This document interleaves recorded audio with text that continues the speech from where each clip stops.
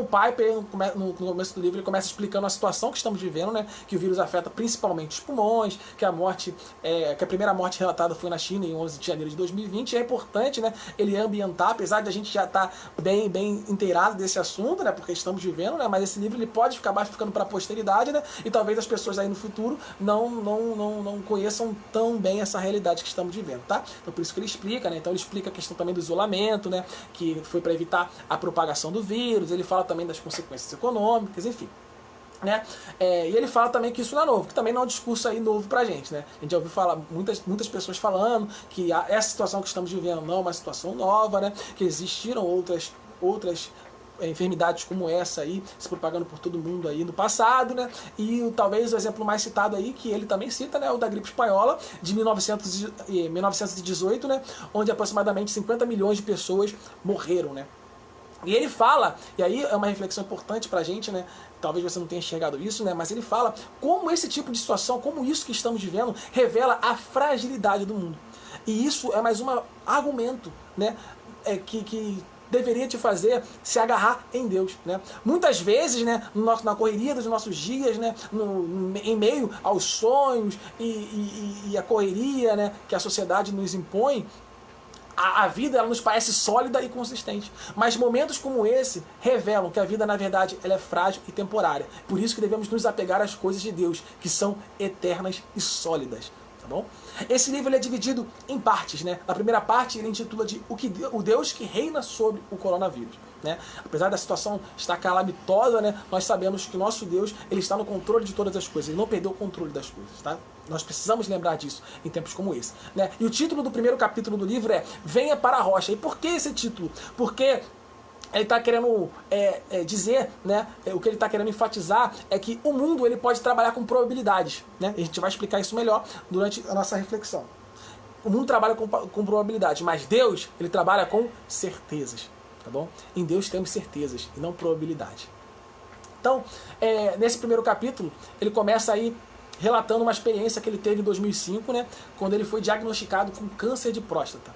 Ele foi diagnosticado em 2005 com câncer de próstata. E ele ouvia lá que tinha tantos por cento de chance de sobreviver, tantos por cento de chance aí de vir a falecer, né?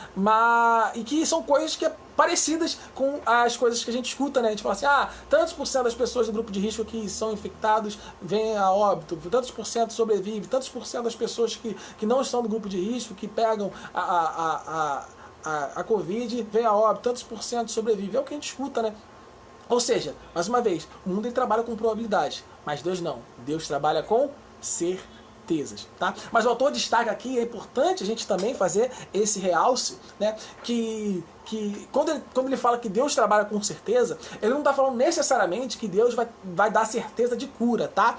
Porque ele está falando que a certeza que temos em Deus é de algo que está além da cura, de algo muito melhor do que a cura, tá bom? E é isso que deve nos confortar, né? Que nós temos, nós podemos ser curados ou não, mas nós temos, isso a gente vai ter que, a gente está no mundo, né? E é isso que o mundo dá, chances, né? A gente tem chance de ser curado, tem chance de não, mas nós sabemos que em Deus, que nós temos uma vida, né? Ainda que a gente morra, a gente tem uma vida garantida, a vida eterna. O que nós temos em Deus é certo, é garantido na morte de Cristo na cruz, no sacrifício de Cristo na cruz, nos foi garantido isso. Então precisamos nos descansar naquilo que nos dá segurança, naquilo que nos dá certeza, naquilo que nós sabemos que temos a vitória, que é em Deus, que é sólido, diferente desse mundo que é frágil, tá? E Piper, ele fala, né, que quando surgiu essa possibilidade dele estar com câncer, né, quando ele falou, muito provavelmente você vai estar com câncer, vamos ter que fazer a verificação aí para confirmar, ele começou a ver o mundo mudando diante dos olhos dele, né?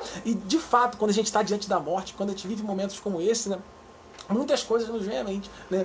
Coisas que a gente achava que tinha valor, a gente percebe que não tem tanto valor assim, né? Coisas que a gente não dava valor, a gente começa a perceber que são mais valorosas do que a gente acha, enfim, né? Em momentos como esse, né, e é o convite que eu quero te fazer, que o livro te propõe também, né, é que a gente pare para fazer uma análise da nossa vida, né, e verificar se de fato, né, estamos valorizando as coisas corretas, as coisas que realmente têm valor, estamos valorizando as coisas eternas. Esse é o momento da gente parar para refletir, parar para pensar. E quando a gente voltar para a nossa realidade, quando a gente voltar para os dias normais, para a correria da sociedade, a gente possa voltar diferente, voltar mudado. Né? Que a situação não possa ser apenas mais uma situação, mas que nesse momento a gente possa parar, pensar, refletir e deixar Deus te transformar para o resto da vida. Tá bom? A gente não pode depois disso simplesmente esquecer do que passou. Precisamos lembrar que existem coisas que são verdadeiramente valorosas, coisas eternas, tá? Não coisas temporais e frágeis, coisas sólidas, e que nessas coisas que devemos nos pautar e, de fato, valorizar, tá bom? Então, o livro ele continua, né? E ele faz um realce muito interessante, né? Que é, na verdade, um ataque ao misticismo, né? Principalmente eclesiástico, tá? Ele fala, né, que nessa situação, né, quando ele estava ali, né, com probabilidade de ter câncer de próstata, que depois foi confirmada, né, ele fala que ouviu a voz de Deus. Né? Ele fala que ouviu a voz de Deus, né, em meio a esse caos. Né? Mas ele deixa bem claro que ouvir a voz de Deus aqui não significa que ele ouviu uma voz de fato, do nada no seu ouvido, né? Tipo assim, John Piper, Tiago, não sei o que lá, não. Ele está falando que a confiança de que Deus fala está enraizada no entendimento de que a própria Bíblia é a palavra de Deus.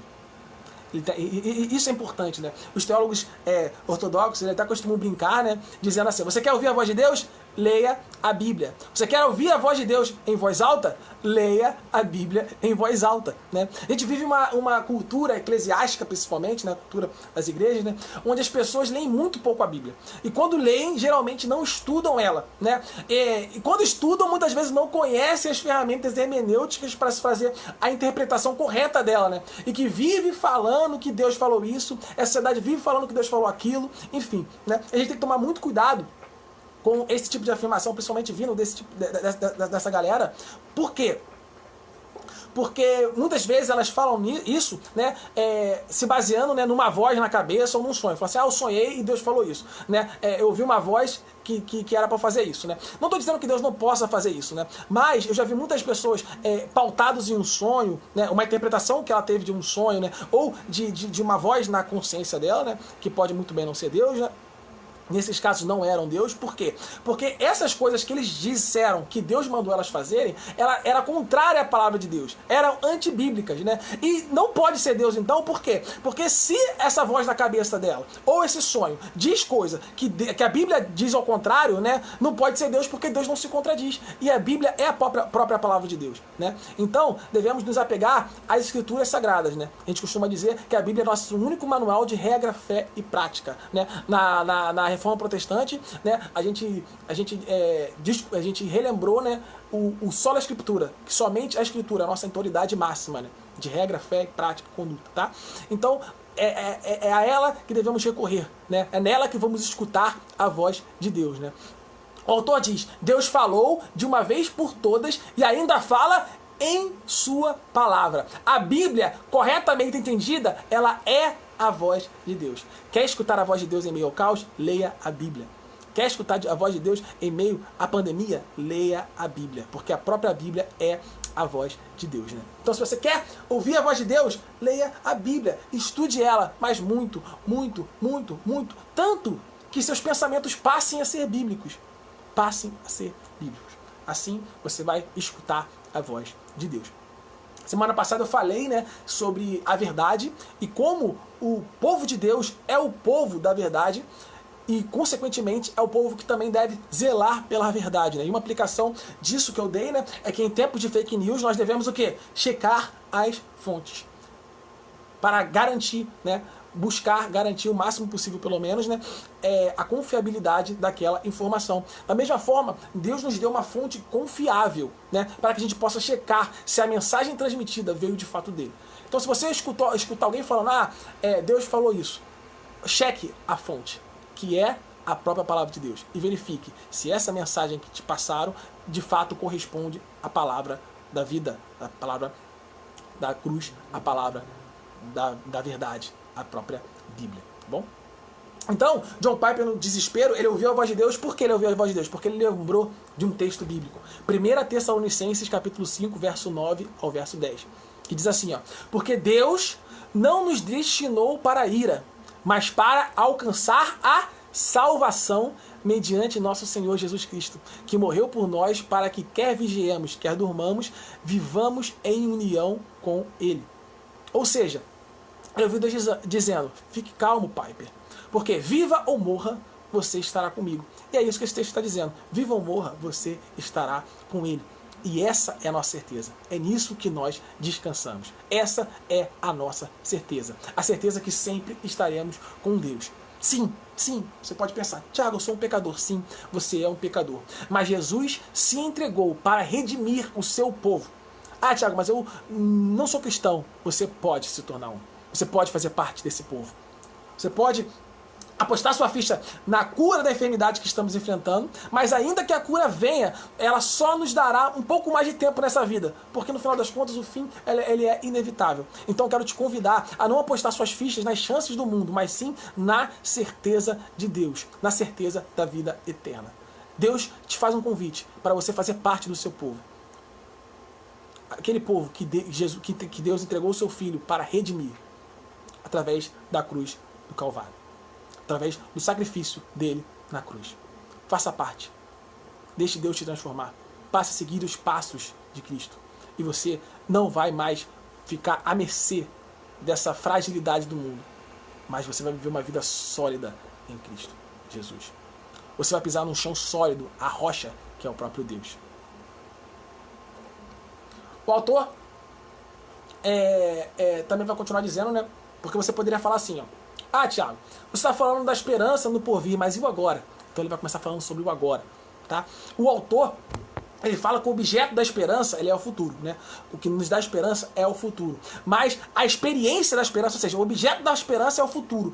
Mas a experiência da esperança está no presente. Ou seja, a nossa esperança está no porvir, né? Na nossa vida por vir com Deus. Mas nessa esperança ela transforma o nosso presente. Nessa esperança do futuro, essa esperança do futuro ela transforma o nosso presente. Ou seja, a esperança do futuro dá sentido à sua vida no presente.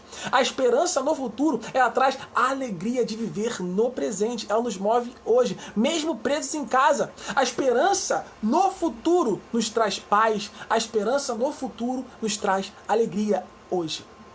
Então, como ele diz, o objeto da esperança é o futuro, mas a experiência da esperança está no presente. O autor nos lembra que não devemos menosprezar o futuro, pois um porvir seguro, um porvir bonito, ele pode resultar num presente doce e num presente proveitoso. Amém? Vamos continuar lendo a palavra de Deus, mais um texto aí. Tiago 4, verso 13 ao verso 15.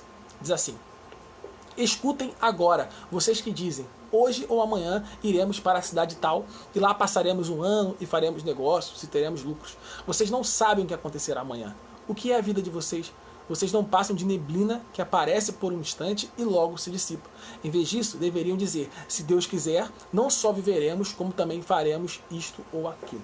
E eu te pergunto, né, na virada do ano, né, a gente costuma fazer planos. O que você pensou para esse ano? O que você planejou para esse ano? O coronavírus também nos lembra que não sabemos de nada. O coronavírus nos lembra que, na verdade, deveríamos reconhecer a nossa ignorância. Nós podemos fazer planos, mas só serão cumpridos se Deus quiser. Então, por isso que a Bíblia diz, não é para a gente falar assim, vou fazer isso, vou fazer aquilo. Nós devemos lembrar que só vamos fazer isso e aquilo se de fato Deus quiser. E esse coronavírus nos lembrou disso, né? Planejamos tantas coisas para esse ano, mas Deus não permitiu, né, que essas coisas pudessem acontecer, né? Ou seja, só podemos fazer as coisas se Deus quiser. Precisamos reconhecer a nossa ignorância, entregar o nosso futuro nas mãos de Deus, que sabe de todas as coisas. Então ele compartilha uma experiência, né, que quando ele estava com câncer, né, ele um dia antes, né, dele descobrir que estava com câncer de próstata, alguém perguntou para ele se ele estava bem, ele disse que estava bem, né? Mas no dia seguinte ele descobriu que tinha câncer. E a partir de então, ele fala que nunca mais falou que está bem. Ele, sempre que alguém pergunta para ele se ele está bem, ele responde que se sente bem, né? Por quê? Porque ele na verdade não sabe que está bem. O que nós temos, na verdade, é uma opinião baseada em uma impressão. Mas ele diz, Deus, ele é a verdade. É ele que sabe se de fato estamos bem. nós, no máximo, nos sentimos bem. Mas só Deus sabe se de fato estamos bem. E isso é uma forma de lembrar o quão ignorante nós somos e que só Deus sabe de todas as coisas, né? E nós precisamos viver uma vida assim, né? Reconhecendo a nossa ignorância e depositando a nossa esperança e o nosso planejamento nas mãos de Deus, que é o que sabe de todas as coisas, né? Então, isso que ele faz, né, é uma forma de mostrar, né, de revelar a sua ignorância, né, de se apresentar ignorante perante Deus, né? E da mesma forma, a gente precisa fazer isso. A gente precisa fazer isso, tá? Lembrar que o amanhã está na mão de Deus. Só vamos fazer se Deus quiser, né? Da mesma forma, estamos bem? Nos sentimos bem. Mas só Deus sabe se de fato estamos bem e de fato quantos dias nós temos de vida. Vivemos como se tivesse a vida toda pela frente, ou 1 milhão de vida, 1 milhão de anos. Parece que a gente nunca vai morrer, né? Às vezes a gente tem essa sensação. Mas só Deus sabe, né, quando que será a nossa hora. Por isso devemos viver uma vida aí pautada nas coisas eternas e não nas coisas desse mundo, né? O resumo desse capítulo, né, e desse livro, né, um dos pontos principais desse livro é: tudo acontece debaixo da permissão de Deus. É isso que precisamos lembrar. Tudo acontece debaixo da permissão de Deus. Deus não perdeu o controle. Nosso Deus, ele tem planos maiores que os nossos. Enxerga além de nós. Por isso precisamos confiar nele.